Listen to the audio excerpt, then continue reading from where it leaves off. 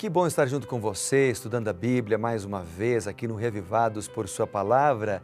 Que bom me encontrar contigo nesta hora, nesta manhã, para ler Ezequiel 24. Na verdade, vamos apenas fazer uma reflexão, conversar um pouquinho sobre esse capítulo. Você deve ler Ezequiel 23 nos detalhes, todo o capítulo, desde o início até o final, porque você precisa ter um momento com Deus a sós.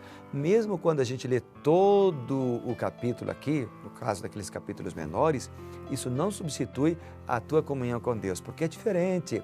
É claro, a gente tem que orar a Deus e Senhor Deus, qual é a tua revelação para mim nesse dia? O que o Senhor espera que eu faça? Eu vou ler a tua palavra, a Bíblia Sagrada, e quero ouvir a tua voz. E Deus, tenha certeza, vai falar com você. Ele pode usar uma vírgula, um ponto, às vezes, para mexer com a gente. Porque Deus é poderoso, não é? E Ele usa a sua palavra para transformar vidas. Bem, vamos orar juntos então nesse momento, buscando a presença do Senhor e a sua sabedoria para mais este capítulo.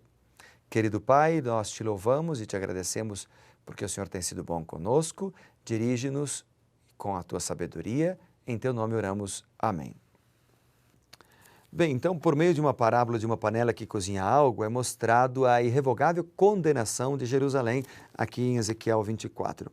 Aqui também mostra a ausência de luto por parte de Ezequiel pela morte da esposa e mostra a calamidade dos judeus, que é uma tristeza, né, tão grande que acaba não suscitando lamento.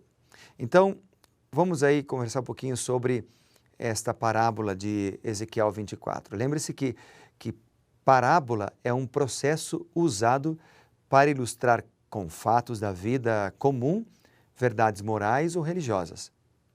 Parábola é uma comparação de fatos familiares com verdades espirituais. É também uma história terrena com significado espiritual. Jesus foi um mestre de utilização de parábolas. Vamos dar uma lida então na parábola de Ezequiel 24. Vamos ler desde o verso 1 até o verso 14. Diz a Bíblia: Veio a minha palavra do Senhor em o 9º ano, no 10º mês, aos 10 dias do mês, dizendo: Filho do homem, escreve o nome deste dia, deste mesmo dia. Porque, veja o que ele diz aqui, escreve o nome deste dia. Porque o rei da Babilônia se atira contra Jerusalém nesse dia. Propõe uma parábola à casa rebelde e diz-lhe: Assim diz o Senhor, Senhor Deus: Põe a lume a panela, põe-na, deite-lhe água dentro. Ajunta nela pedaços de carne, todos os bons pedaços, as coxas e as espáduas, enche-a desses ossos escolhidos. Pega do melhor do rebanho e empilha a lenha debaixo dela, faze-a ferver bem e cozam-se dentro dela os ossos. Portanto, assim diz o Senhor Deus: ai da cidade sanguinária, da panela cheia de ferrugem, ferrugem que não foi tirada dela. Tira de dentro a carne, pedaço por pedaço, sem escolha. Porque a culpa do sangue está no meio dela. Derramou-o sobre penha descalvada e não sobre a terra, para cobrir o pó, para fazer subir a indignação, para tomar vingança. Que mais diz? Eu pus o seu sangue numa penha descalvada, para que não fosse descoberto. Portanto, assim diz o Senhor: ai da cidade sanguinária, também eu farei pilha grande, amontoa muita lenha, acende fogo, cozinha carne, engrossa o caldo, ardam os ossos. Então porás a panela vazia sobre as brasas, para que ela aqueça, e sobre o seu cobre se torne candente, fundam-se a sua imundícia dentro dela, e se consuma a sua ferrugem. Na continuação, ainda a partir do verso 12, diz: trabalho inútil, não sai dela a sua muita ferrugem, nem pelo fogo. Na tua imundícia está a luxúria, porque eu quis purificar-te e não te purificaste. Não serás nunca purificada da tua imundícia até que venha a ser satisfeito o meu furor contra ti. Eu, Senhor, disse: será assim, eu farei, não voltarei atrás, não pouparei, não me arrependerei. Segundo os teus caminhos, e segundo os teus feitos será julgada. Assim diz o Senhor Deus. Uau! Então o verso 2, aqui no verso 2, é ordenado ao profeta anotar o dia exato, lembra? O dia exato em que ele deu a mensagem. E o anunciar como o dia em que Nabucodonosor começou o ataque a Jerusalém. Uma vez que Babilônia ficava a cerca de 800 quilômetros de Jerusalém e a mais de uma vez e meia essa distância pela estrada regular, né? A notícia não poderia ter alcançado o profeta por meios humanos. Portanto, posteriormente, quando eles receberam informações sobre o ataque a Jerusalém, os cativos tiveram, ao se comparar as datas, eles tiveram prova suficiente de que as mensagens de Ezequiel eram de origem divina. Deus multiplica as evidências do caminho a seguir para aqueles que estão dispostos a ouvir a sua voz, indicando o caminho. No verso 4 diz que eles estariam, ou que estaria, aliás, na panela, todos os pedaços de carne. As partes melhores, todas são mencionadas ali. E estas partes poderiam simbolizar as classes mais altas. No entanto, a menção de vários pedaços, várias partes, pode não ser uma referência a classes, mas uma forma de enfatizar que todos, até os melhores, seriam envolvidos na ruína.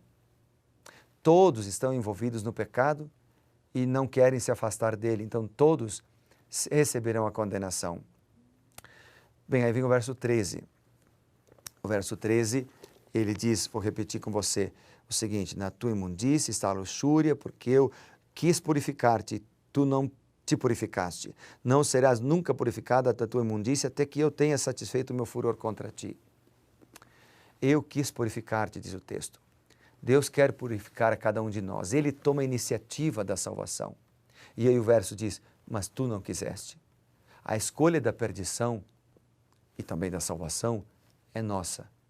Deus faz tudo, mas nós podemos escolher. No verso 14 é uma frase, lembra? Ele diz assim, segundo os teus feitos será julgada. Mais uma vez, é enfatizada a verdade de que o nosso futuro está nas nossas mãos. Não são as nossas condições, mas as nossas decisões que determinam o nosso destino. Qual será a sua decisão? Bem, a segunda parte do capítulo, que vai do verso 14 até o 27, ela fala da morte da esposa de Ezequiel. Ezequiel foi informado de que a sua esposa, a quem ele amava, estava para morrer. Não é preciso inferir, a partir da linguagem usada aqui, que a morte dela foi resultado de uma ação direta da parte de Deus. Talvez a mulher já estivesse doente, havia tempo, e Deus quis adverti-lo de que ela morreria. Por uma figura de linguagem, com frequência se diz que Deus faz aquilo que ele permite, ou que Deus faz aquilo que ele não impede que aconteça. Então, geralmente os escritores bíblicos, eles dizem, Deus fez isso, mas na verdade ele apenas não impediu que aquilo acontecesse. Na verdade, Satanás é que é o autor do pecado, Satanás é o autor do sofrimento e Satanás é o autor da morte. A perda da esposa de Ezequiel foi uma autoria de Satanás, mas ela foi usada por Deus para impressionar a mente do povo com a mensagem divina. A experiência de Ezequiel mostra que o dedicar-se ao serviço de Deus não significa imunidade contra o sofrimento e contra o infortúnio. Às vezes parece que os mensageiros de Deus até são mais atacados do que outros que não estão ativamente envolvidos na causa divina. Muitos desastres acometem os que se dedicam a Deus num campo missionário, por exemplo.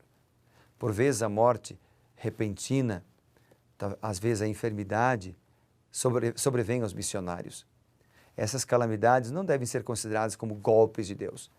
Elas são resultados da obra de Satanás. As ações do inimigo contra os fiéis e mesmo infiéis mostram a verdadeira natureza do mal no grande conflito. Esse princípio é demonstrado na história de Jó, por exemplo. Contudo, quando o inimigo traz aflições, Deus pode fazer com que as aflições ou a tragédia se convertam em bênçãos. Então, sejamos fiéis ao Senhor. Confiemos no Senhor. Ele cuidará de nós. E eu quero terminar a minha reflexão agora, voltando a frisar um texto que nós lemos aqui. E o texto diz o seguinte, veja aqui no versículo 14, diz a palavra de Deus. Eu, o Senhor, o disse, será assim. Eu o farei, não tornarei atrás. Não pouparei, nem me arrependerei. Segundo os teus caminhos, segundo os teus feitos, será julgada, diz o Senhor Deus. 3 coisas. Primeira coisa que esse verso fala para mim, então, é que aquilo que o Senhor fala se cumpre. A sua palavra é verdadeira. Ele não é um ser humano que fala uma coisa hoje, amanhã fala outra, depois fala outra coisa e que não está bem certo o que diz, né? Não. A palavra de Deus é fiel. Segunda coisa que esse verso me fala é quando ele diz, eu não me arrependerei. Não é o arrependimento humano, essa tristeza pelo pecado. Esse arrependimento aqui é apenas mudança de estratégia. E aqui Deus diz, eu não vou mudar a estratégia. Sabe por quê? Porque vocês não se arrependeram dos seus pecados. Porque vocês não mudaram de atitude. Terceira coisa que esse texto fala para mim é que o sofrimento, a angústia, a aflição, as lutas, quase sempre vêm por nossa própria causa, por nossa própria escolha. Então o texto diz, segundo os teus feitos será julgada. Os teus feitos.